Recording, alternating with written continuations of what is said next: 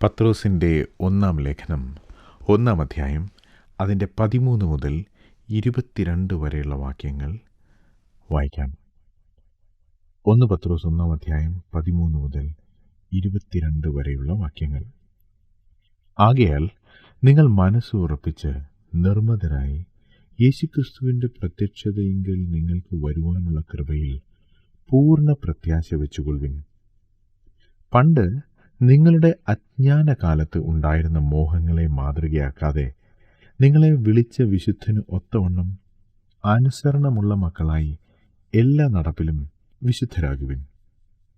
ഞാൻ വിശുദ്ധനാകിയാൽ നിങ്ങളും വിശുദ്ധരായിരിപ്പിൻ എന്ന് എഴുതിയിരിക്കുന്നുവല്ലോ. മുഖപക്ഷം കൂടാതെ ഓരോരുത്തൻ്റെ പ്രവൃത്തിക്ക് തക്കവണ്ണം ന്യായം വിധിക്കുന്നവനെ നിങ്ങൾ പിതാവ് എന്ന് വിളിക്കുന്നുവെങ്കിൽ നിങ്ങളുടെ പ്രവാസകാലം ഭയത്തോടെ കഴിപ്പിൻ. വ്യർത്ഥവും പിതൃപാരമ്പര്യവുമായുള്ള നിങ്ങളുടെ നടപ്പിൽ നിന്ന് നിങ്ങളെ വീണ്ടെടുത്തിരിക്കുന്നത് പൊന്ന്, വെള്ളി മുതലായ അഴിഞ്ഞു പോകുന്ന വസ്തുക്കളെ കൊണ്ടല്ല, ക്രിസ്തു എന്ന നിർദോഷവും നിഷ്കളങ്കവുമായ കുഞ്ഞാടിൻ്റെ വിലയേറിയ രക്തം കൊണ്ടത്രേ എന്ന് നിങ്ങൾ അറിയുന്നുവല്ലോ. അവൻ ലോകസ്ഥാപനത്തിനു മുമ്പേ മുന്നറിയപ്പെട്ടവനും അവൻ മുഖാന്തരം ദൈവത്തിൽ വിശ്വസിക്കുന്ന നിങ്ങൾ നിമിത്തം ഈ അന്ത്യകാലത്ത് വെളിപ്പെട്ടവനുമാകുന്നു. നിങ്ങളുടെ വിശ്വാസവും പ്രത്യാശയും ദൈവത്തിൽ വെച്ചുകൊള്ളേണ്ടതിന് ദൈവം അവനെ മരിച്ചവരുടെ ഇടയിൽ നിന്ന് എഴുന്നേൽപ്പിച്ചു, അവന് തേജസ് കൊടുത്തുമിരിക്കുന്നു.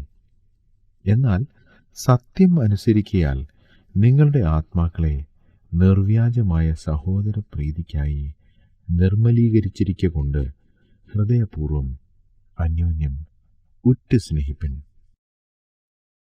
ആകയാൽ എന്ന് പറഞ്ഞാണ് 13-ാം വാക്യം തുടങ്ങുന്നത്. അതിൻ്റെ അർത്ഥം അതിനു മുൻപ് പറഞ്ഞ കാര്യങ്ങളെ അടിസ്ഥാനപ്പെടുത്തിയാണ് 13-ാം വാക്യത്തിൽ പറഞ്ഞിരിക്കുന്ന കാര്യം നിലനിൽക്കുന്നത്. എന്താണ് ഇതിനു മുമ്പ് പറഞ്ഞത് എന്ന് നിങ്ങൾ ഓർക്കുമല്ലോ. പത്രോസ് അപ്പോസ്തലൻ ഈ കത്ത് എഴുതുന്നത് വായിക്കുന്ന വിശ്വാസികൾ, അവർ വേലക്കാരോ അടിമകളോ ആയ ആളുകളായിരുന്നു. അവർക്ക് സമൂഹത്തിൽ വലിയ സ്ഥാനമൊന്നും ഉണ്ടായിരുന്നില്ല. എങ്കിലും അവർക്ക് ലഭിച്ച വീണ്ടെടുപ്പ്, രക്ഷ, അത് വളരെ വിലയുള്ളതാണ് എന്ന് പത്രോസ് അവരെ ഓർമ്മിപ്പിക്കുകയാണ്. ഇവരുടെ വീണ്ടെടുപ്പിനെക്കുറിച്ച്, യേശുക്രിസ്തുവിൻ്റെ മരണത്തെക്കുറിച്ചും പുനരുത്ഥാനത്തെക്കുറിച്ചും തൻ്റെ തേജസ്കരണത്തെക്കുറിച്ചുമൊക്കെ പ്രവചിച്ച പ്രവാചകന്മാർക്ക് പോലും അതെപ്പോൾ സംഭവിക്കാം എന്ന് അറിയുവാൻ ആഗ്രഹമുണ്ടായിരുന്നെങ്കിലും അത് അവർക്ക് വേണ്ടിയല്ല, മറിച്ച് ഈ കത്ത് വായിക്കുന്ന വിശ്വാസികൾക്ക് വേണ്ടി ദൈവം ഒരുക്കിയതായിരുന്നു എന്ന് അവർക്ക് മനസ്സിലായി. അത് ഈ വിശ്വാസികളോട് പറയുക വഴി പത്രോസ് അപ്പോസ്തലൻ അവരുടെ രക്ഷ അതെത്ര വിലയുള്ളതാണ് എന്നവരെ കാണിക്കുന്നു. മാത്രമല്ല, ഈ സത്യത്തിലേക്ക് സ്വർഗത്തിലുള്ള ദൂതന്മാർ കുനിഞ്ഞു നോക്കുവാൻ ആഗ്രഹിക്കുന്നു എന്നും താൻ പറയുന്നു. ഇത്ര വിലയേറിയ രക്ഷ ദൈവം പ്ലാൻ ചെയ്തതും സ്വർഗത്തിലുള്ള ദൂതന്മാർ പോലും കുനിഞ്ഞു നോക്കുവാൻ ആഗ്രഹിക്കുന്നതുമായ ഈ വീണ്ടെടുപ്പിനെക്കുറിച്ച് താൻ പറഞ്ഞിട്ട് താൻ തുടരുകയാണ്. ആകയാൽ അതുകൊണ്ട് നിങ്ങൾ എന്തു ചെയ്യണം? നിങ്ങൾ മനസ്സുറപ്പിച്ച് നിർമ്മതരായി യേശുക്രിസ്തുവിൻ്റെ പ്രത്യക്ഷതയിൽ നിങ്ങൾക്ക് വരുവാനുള്ള കൃപയിൽ പൂർണ്ണ പ്രത്യാശ വെച്ചുകൊള്ളുവിൻ. നിങ്ങൾ ആദ്യമായി മനസ്സുറപ്പിക്കണം. ഇംഗ്ലീഷ് ബൈബിൾ വായിച്ചാൽ നിങ്ങളുടെ മനസ്സിൻ്റെ അര കെട്ടുവിൻ എന്നാണ് പറഞ്ഞിരിക്കുന്നത്. ഞാൻ പറഞ്ഞല്ലോ, ഇത് വായിക്കുന്ന ആളുകൾ മിക്ക പേരും അടിമകളാണ്. അടിമകൾ അവർ ജോലി ചെയ്യുമ്പോൾ അക്കാലത്ത് അവർ ഉടുത്തിരിക്കുന്ന വസ്ത്രം, അതിൻ്റെ ചില അഗ്രങ്ങളൊക്കെ തൂങ്ങിക്കിടക്കും. അത് ജോലി ചെയ്യുന്നതിന് തടസ്സമാണ്. അതുകൊണ്ട് അതെടുത്ത് അവരുടെ അരയിൽ ഒരു ചരട് കൊണ്ടോ ഒരു ബെൽറ്റ് കൊണ്ടോ കെട്ടും.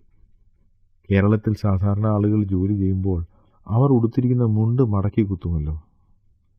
അതുതന്നെയാണ് പത്രോസ് അപ്പോസ്തലൻ ഇവിടെ പറയുന്നത്. അവരുടെ വസ്ത്രം അരയിൽ മുറുക്കി കെട്ടി ജോലി ചെയ്യാൻ തയ്യാറാകുന്നതിനെക്കുറിച്ച് അവർക്കറിയാം. പത്രോസ് അവരോട് പറയുന്നു, നിങ്ങൾ അതേ കാര്യം നിങ്ങളുടെ മനസ്സിൽ ചെയ്യണം.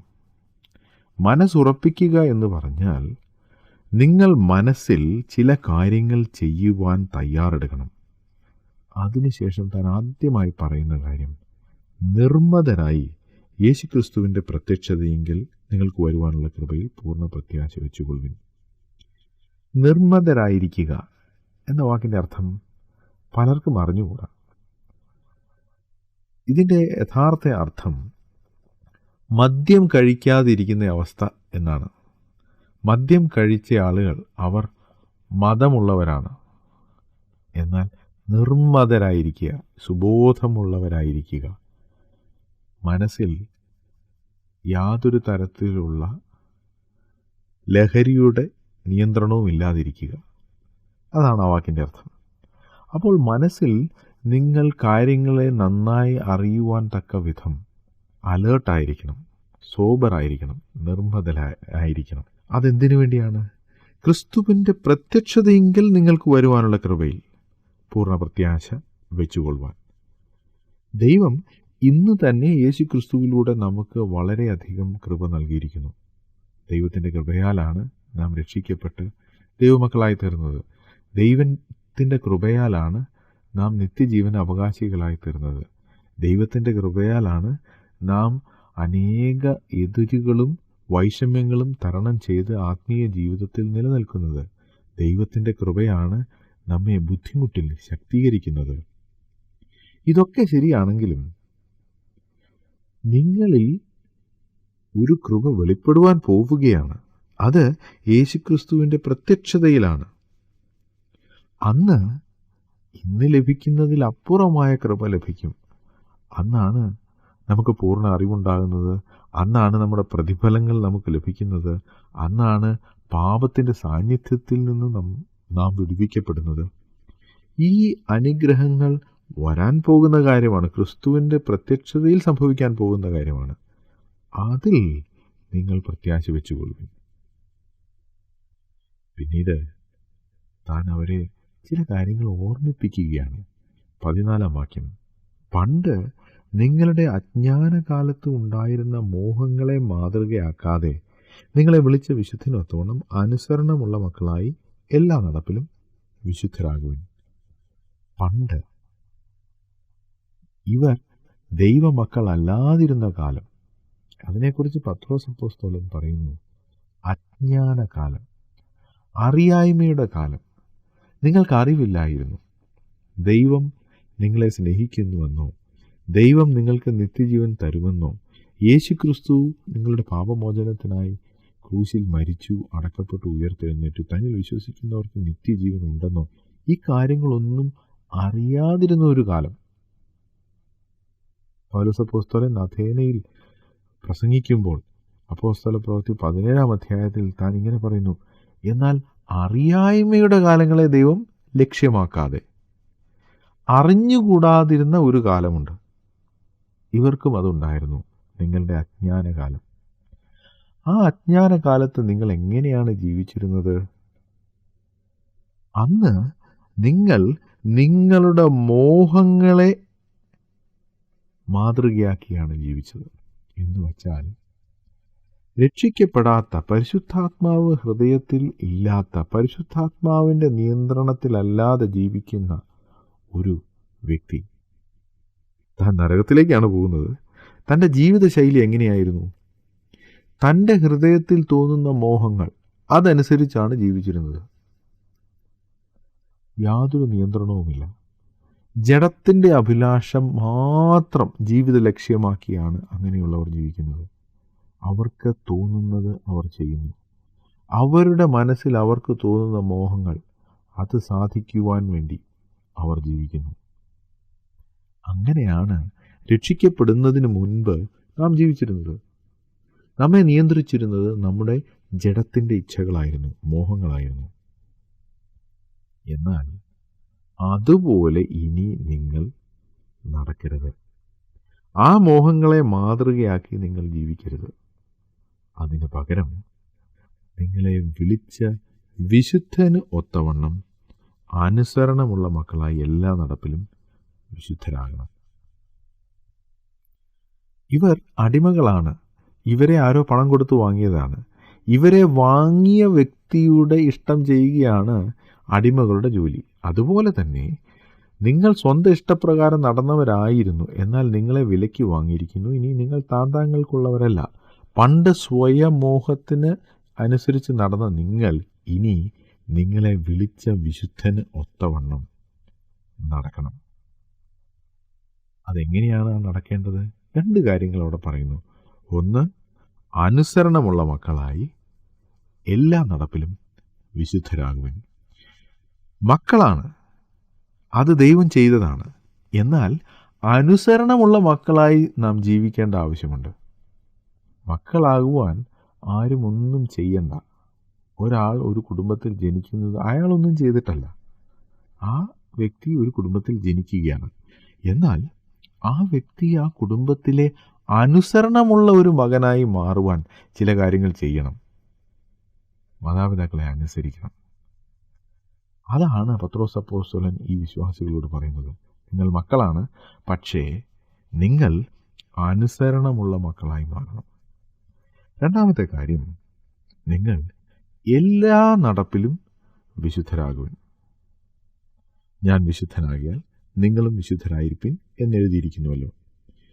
ഇവിടെ എല്ലാ നടപ്പിലും വിശുദ്ധരാകുവിൻ എന്ന് പറയുന്നു. പല വിശ്വാസികളും വിശുദ്ധ ജീവിതം നയിക്കുന്നവരാണ്. അവരോട് ചോദിച്ചാൽ അവർക്ക് വേർപാടുണ്ട്, വിശുദ്ധിയുണ്ട് എന്നൊക്കെ പറയും. എന്നാൽ അവരുടെ വേർപാടും വിശുദ്ധിയും ചില ദിവസങ്ങളിൽ മാത്രമേ ഉള്ളൂ, അല്ലെങ്കിൽ ഒരു ദിവസത്തിൻ്റെ ചില സമയങ്ങളിൽ മാത്രമേ ഉള്ളൂ. ഉദാഹരണത്തിന്, ആരാധനയ്ക്ക്, ഞായറാഴ്ച ആരാധനയ്ക്ക് പോകുന്ന കാര്യത്തിൽ അവർക്ക് വലിയ വിശുദ്ധിയാണ്. അന്ന് ചെയ്യേണ്ട കാര്യങ്ങൾ, ചെയ്യരുതാത്ത കാര്യങ്ങൾ, അന്ന് ധരിക്കേണ്ട വസ്ത്രം, ധരിക്കരുതാത്ത വസ്ത്രം, അന്ന് ചെയ്യാവുന്ന കാര്യങ്ങൾ, ചെയ്യരുതാത്ത കാര്യങ്ങൾ, ഇങ്ങനെ ഒരു വലിയ ലിസ്റ്റ് അനേക ആളുകൾക്കുണ്ട്. പക്ഷേ ഇവിടെ പത്രോസ് അപ്പോസ്തലൻ പറയുന്നത് നിങ്ങളുടെ എല്ലാ നടപ്പിലും വിശുദ്ധരാകുവിൻ എന്ന് വച്ചാൽ, ഞായറാഴ്ച ജീവിക്കുന്നത് പോലെ തന്നെ തിങ്കളാഴ്ചയും ചൊവ്വാഴ്ചയും ബുധനാഴ്ചയും ഞായറാഴ്ചയും ഒരാഴ്ച മുഴുവൻ ജീവിക്കണമെന്നാണ്. ഈ വാക്യം, ഞാൻ വിശുദ്ധൻ ആകയാൽ നിങ്ങളും വിശുദ്ധരായിരിപ്പിൻ എന്നെഴുതിയിരിക്കുന്നുവല്ലോ എന്ന് 16ാം വാക്യത്തിൽ നാം വായിക്കുന്നല്ലോ. ഇത് ലേവ്യ പുസ്തകത്തിൽ പല പ്രാവശ്യം പറഞ്ഞിട്ടുള്ള ഒരു വാചകമാണ്. ലേവ്യ പുസ്തകം എന്ന് കേൾക്കുമ്പോൾ തന്നെ നമ്മുടെ മനസ്സിലേക്ക് വരുന്നത് യാഗങ്ങളാണ്. എങ്ങനെ ദൈവത്തിന് യാഗം കഴിക്കാം, എങ്ങനെ യാഗം കഴിച്ച് ദൈവത്തെ പ്രസാദിപ്പിക്കാം. യാഗം കഴിക്കേണ്ടതിൻ്റെ വിശദമായ നിർദ്ദേശങ്ങൾ അടങ്ങിയ പുസ്തകമാണല്ലോ ലേവ്യ പുസ്തകം. എന്നാൽ നിങ്ങൾ ലേവ്യ പുസ്തകം വായിച്ചാൽ ഒരു കാര്യം മനസ്സിലാകും. ആദ്യത്തെ 8-9 അധ്യായങ്ങളിൽ മാത്രമേ യാഗത്തെക്കുറിച്ച് പറഞ്ഞിട്ടുള്ളൂ. അതിനുശേഷം ഉള്ള അധ്യായങ്ങളിൽ പറഞ്ഞിരിക്കുന്നത് സാധാരണ ജീവിതത്തിൽ ഇസ്രായേൽ മക്കൾ അനുഷ്ഠിക്കേണ്ട നിയമങ്ങളെക്കുറിച്ചാണ്. ധരിക്കേണ്ട വസ്ത്രത്തെക്കുറിച്ച്, കഴിക്കേണ്ട ഭക്ഷണത്തെക്കുറിച്ച്, കൃഷി ചെയ്യുമ്പോൾ ശ്രദ്ധിക്കേണ്ട കാര്യങ്ങളെക്കുറിച്ച്, കൊയ്യുമ്പോൾ ചെയ്യേണ്ട കാര്യങ്ങളെക്കുറിച്ച്, ഇങ്ങനെ പല കാര്യങ്ങൾ അവർ നിത്യജീവിതത്തിൽ ചെയ്യും. മറ്റുള്ള ആളുകളോട് പെരുമാറേണ്ടത് എങ്ങനെയാണ്, അന്യജാതിക്കാരോട് പെരുമാറേണ്ടത് എങ്ങനെയാണ്, അന്യ മതസ്ഥരായ ആളുകളോട്, അന്യ ദൈവങ്ങളെ ആരാധിക്കുന്നവരോട് പെരുമാറേണ്ടത് എങ്ങനെയാണ്, മന്ത്രവാദികളോട് എങ്ങനെ പെരുമാറും, ഇത്തരത്തിലുള്ള കാര്യങ്ങളെല്ലാമാണ് ലേവ്യ പുസ്തകത്തിൻ്റെ 10 മുതലുള്ള അധ്യായങ്ങളിൽ നാം വായിക്കുന്നത്. ഞാൻ വിശുദ്ധനാകിയാൽ നിങ്ങളും വിശുദ്ധരായിരിക്കുവിൻ എന്ന വാക്യം ലേവ്യ പുസ്തകത്തിൻ്റെ തുടക്കത്തിലുള്ള അധ്യായങ്ങളിലല്ല പറഞ്ഞിരിക്കുന്നത്. യാഗങ്ങളെക്കുറിച്ച് പറഞ്ഞിരിക്കുന്നിടത്തല്ല പറഞ്ഞിരിക്കുന്നത്. മറിച്ച് 11ാം അധ്യായം, 19ാം അധ്യായം, 21ാം അധ്യായം, ഈ അധ്യായങ്ങളിലാണ് ഈ വാക്യം പറഞ്ഞിരിക്കുന്നത്. എന്താണ് അതിൻ്റെ അർത്ഥം? നിങ്ങൾ വിശുദ്ധരായിരിക്കണം എന്നത് യാഗം കഴിക്കാൻ പോകുമ്പോൾ, ദേവാലയത്തിൽ പോകുമ്പോൾ, സമാഗമന കൂടാരത്തിൽ പോകുമ്പോൾ വിശുദ്ധനായിരിക്കണം, അതല്ല ദൈവം ഉദ്ദേശിക്കുന്നത്. മറിച്ച് നിങ്ങളുടെ എല്ലാ നടപ്പിലും നിങ്ങൾ വിശുദ്ധരായിരിക്കണം. പത്രോസ് അപ്പോസ്തലൻ അത് തന്നെയാണ് പറയുന്നത്. നിങ്ങളുടെ ജീവിതത്തിലെ എല്ലാ കാര്യങ്ങളിലും, ജീവിതത്തിൻ്റെ എല്ലാ തുറകളിലും നിങ്ങൾ വിശുദ്ധി പാലിക്കണം. കാരണം ദൈവം, നിങ്ങളെ വിളിച്ച ദൈവം വിശുദ്ധനാണ്. ആ ദൈവം ഞായറാഴ്ച മാത്രം നിങ്ങളെ നോക്കുന്ന ദൈവമല്ല. നിങ്ങൾ യോഗത്തിന് പോകുമ്പോൾ, പ്രാർത്ഥനയ്ക്ക് പോകുമ്പോൾ, ബൈബിൾ പഠിക്കാൻ പോകുമ്പോൾ മാത്രം നിങ്ങളെ നോക്കുന്ന ദൈവമല്ല, മറിച്ച് നിങ്ങളുടെ ജീവിതത്തിൻ്റെ എല്ലാ മേഖലകളിലും ശ്രദ്ധ പതിപ്പിക്കുന്നവനാണ് നമ്മെ വിളിച്ച ദൈവം. അതുകൊണ്ട് എല്ലാ നടപ്പിലും നാം വിശുദ്ധരായിരിക്കണം. 17-ാം വാക്യത്തിൽ പത്രോസ് പറയുന്നു, മുഖപക്ഷം കൂടാതെ ഓരോരുത്തൻ്റെ പ്രവൃത്തിക്ക് തക്കവണ്ണം ന്യായം വിധിക്കുന്നവനെ നിങ്ങൾ പിതാവ് എന്ന് വിളിക്കുന്നുവെങ്കിൽ നിങ്ങളുടെ പ്രവാസകാലം ഭയത്തോടെ കഴിപ്പിൻ. നാം ദൈവത്തെ പിതാവെന്ന് വിളിക്കുന്നു, നല്ല കാര്യം. അതൊരു വലിയ പദവിയാണ്. സൃഷ്ടാവായ ദൈവത്തെ യേശുക്രിസ്തുവിലൂടെ ഉള്ള വിശ്വാസത്താൽ സ്വന്തം പിതാവെന്ന് വിളിക്കാൻ കഴിയുക വലിയ പദവിയാണ്. പക്ഷേ ഈ പിതാവ് നീതിമാനായ ദൈവമാണെന്ന കാര്യം മക്കൾ മറക്കരുത്.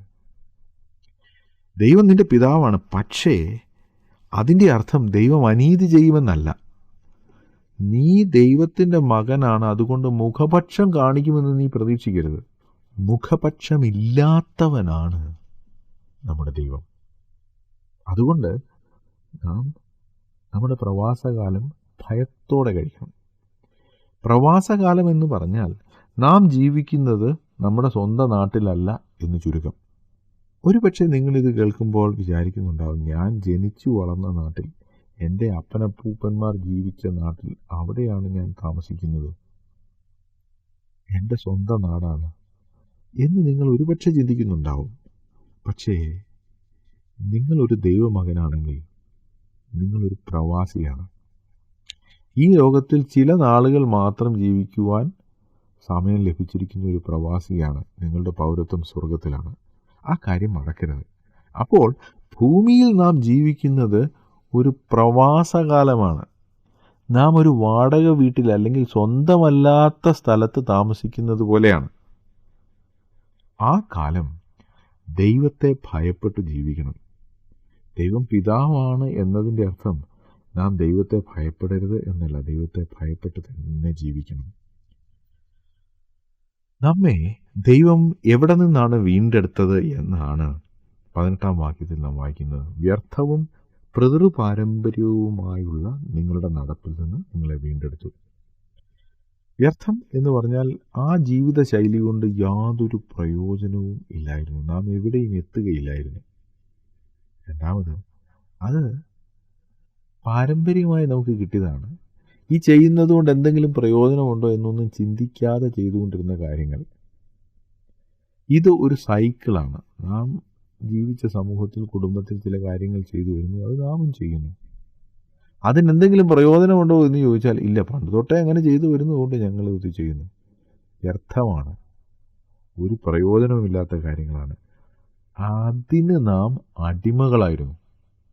അത്തരത്തിലുള്ള ജീവിത ശൈലിക്ക് നാം അടിമകളായിരുന്നു. ആ അടിമത്തത്തിൽ നിന്നാണ് ദൈവം നമ്മെ വില കൊടുത്ത് വാങ്ങിച്ചത്. അവൻ നമ്മെ വീണ്ടെടുത്തിരിക്കുന്നു.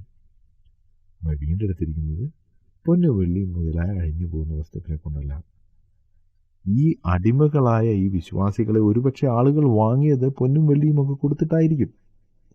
അവർക്ക് ആരോഗ്യമുണ്ടായിരുന്നെങ്കിൽ നല്ല വില കൊടുത്തായിരിക്കും അവരുടെ യജമാനന്മാർ അവരെ വാങ്ങിയത്. എന്നാൽ ആ പൊന്നും വെള്ളിയും അതിൻ്റെ വിലയേക്കാളൊക്കെ വളരെ കൂടുതൽ വില നൽകിയാണ് ദൈവം നിങ്ങളെ വീണ്ടെടുത്തിരിക്കുന്നത് എന്ന് അപ്പോസ്തലൻ പറയുന്നു. ക്രിസ്തു എന്ന നിർദോഷവും നിഷ്കളങ്കവുമായ കുഞ്ഞാടിൻ്റെ വിലയേറിയ രക്തം കൊണ്ട്. ലോകസ്ഥാപനത്തിനു മുൻപേ യേശുക്രിസ്തു നമുക്ക് വേണ്ടി ഒരു പാപയാഗമായി തീരുമെന്നും അവൻ നമ്മെ വീണ്ടെടുക്കുമെന്നുമുള്ള കാര്യം ദൈവം നിശ്ചയിച്ചിരുന്നു. അവൻ മുഖാന്തരം അവനിൽ വിശ്വസിക്കുവാനിരിക്കുന്ന നിങ്ങൾ നിമിത്തം താൻ അന്ത്യകാലത്ത് വെളിപ്പെട്ടു എന്ന് മാത്രം. യേശുക്രിസ്തു മനുഷ്യാവതാരം ചെയ്യുകയും ക്രൂശിൽ മരിക്കുകയും ചെയ്തത് മനുഷ്യൻ ഉണ്ടായിക്കഴിഞ്ഞ് ദൈവത്തിന് തോന്നിയ ഒരു പ്ലാനല്ല, മറിച്ച് മനുഷ്യനെ സൃഷ്ടിക്കുന്നതിന് മുമ്പ് തന്നെ ദൈവത്തിൻ്റെ പദ്ധതിയിൽ അതുണ്ടായിരുന്നു. ദൈവം അത് ചെയ്തത് നിങ്ങളുടെ, അതായത് ഈ പാവപ്പെട്ട വിശ്വാസികളുടെ വിശ്വാസവും പ്രത്യാശയും ദൈവത്തിൽ വയ്ക്കേണ്ടതിന്. അതിനുവേണ്ടി ദൈവം യേശുക്രിസ്തുവിനെ മരിച്ചവരുടെ ഇടയിൽ നിന്ന് ഉയർപ്പിച്ചു. അവന് തേജസ്സും കൊടുത്തിരിക്കുന്നു. എന്തുകൊണ്ട്? നാം യേശുക്രിസ്തുവിൽ വിശ്വസിക്കുന്നു. നിങ്ങൾ ഈ നിലയിൽ യേശുക്രിസ്തുവിൽ വിശ്വസിച്ചാൽ, സത്യം അനുസരിച്ചാൽ, നിങ്ങൾ ഒരു കാര്യം ചെയ്യും എന്ന് 22-ാം വാക്യത്തിൽ പത്രോസ് അപ്പോസ്തലൻ ഓർമ്മിക്കുന്നു. നിങ്ങൾ നിർവ്യാജമായി സഹോദരപ്രീതിക്ക് വേണ്ടി ശ്രമിക്കും. അതിനുവേണ്ടി നിങ്ങൾ ഹൃദയപൂർവ്വം ഉറ്റു സ്നേഹിക്കും. നിങ്ങൾ യേശുക്രിസ്തുവിൽ വിശ്വസിക്കുന്നു. അവൻ്റെ മരണത്തിൽ, അവൻ്റെ പുനരുത്ഥാനത്തിൽ, അവൻ്റെ തേജസ്കരണത്തിൽ നിങ്ങൾ വിശ്വസിക്കുന്നുവോ? വിശ്വസിക്കുന്നുവെങ്കിൽ നിങ്ങൾ പരസ്പരം ഉറ്റു സ്നേഹിക്കും. അതാണ് നിങ്ങൾ യേശുക്രിസ്തുവിൽ യഥാർത്ഥമായി വിശ്വസിക്കുന്നു എന്നതിൻ്റെ തെളിവ്. പത്രോസ് അപ്പോസ്തലൻ ഈ വിശ്വാസികളെ ഓർമ്മിപ്പിക്കുകയാണ്. നിങ്ങൾ നിങ്ങളുടെ പഴയ മോഹങ്ങളെ അനുസരിച്ച് നടക്കരുത്. നിങ്ങളെ വിളിച്ച ദൈവം, അവൻ വിശുദ്ധനാണ്. അവൻ്റെ നിലവാരമനുസരിച്ച് നിങ്ങളുടെ ജീവിതത്തിലെ എല്ലാ നടപ്പിലും വിശുദ്ധരായിരിക്കണം. ദൈവം നിങ്ങളുടെ പിതാവാണ്, പക്ഷേ അവൻ നീതിമാനാണെന്ന കാര്യം മറന്നു പോകരുത്. ഒരു ഉപകാരവുമില്ലാത്തവയും പിതൃപാരമ്പര്യമായി നാം ചെയ്തു വന്നിരുന്നതുമായ കാര്യങ്ങളുടെ അടിമത്തത്തിൽ നിന്ന് ദൈവം നമ്മെ വിടുവിച്ചു. എന്തിനു വേണ്ടിയാണ്? യേശുക്രിസ്തുവിൽ വിശ്വസിക്കുകയും അത് മുഖാന്തരം മറ്റ് സഹോദരന്മാരെ, സഹോദരിമാരെ ഹൃദയപൂർവ്വം ഉറ്റ് സ്നേഹിക്കാൻ. അതിനുവേണ്ടി ദൈവം വളരെ വലിയ വില കൊടുത്തു. ക്രിസ്തുവിൻ്റെ നിഷ്കളങ്കമായ രക്തം. നമുക്ക് പ്രാർത്ഥിക്കാം. ഞങ്ങളുടെ ദൈവമേ, സ്വർഗീയ പിതാവേ, അവിടുത്തെ പുത്രന് ഞങ്ങളുടെ രക്ഷിതാവുമായ യേശുക്രിസ്തു മുഖാന്തരം ഞങ്ങൾക്ക് ലഭിച്ചിരിക്കുന്ന വലിയ പദവിക്കായി സ്തോത്രം. ദൈവ കുടുംബത്തിൽ ജനിച്ച് ദൈവമക്കളായി തീർന്നു. മുഖപക്ഷമില്ലാത്തവനാണ് ഞങ്ങളുടെ ദൈവം. അവൻ ഞങ്ങളുടെ പിതാവാണ്.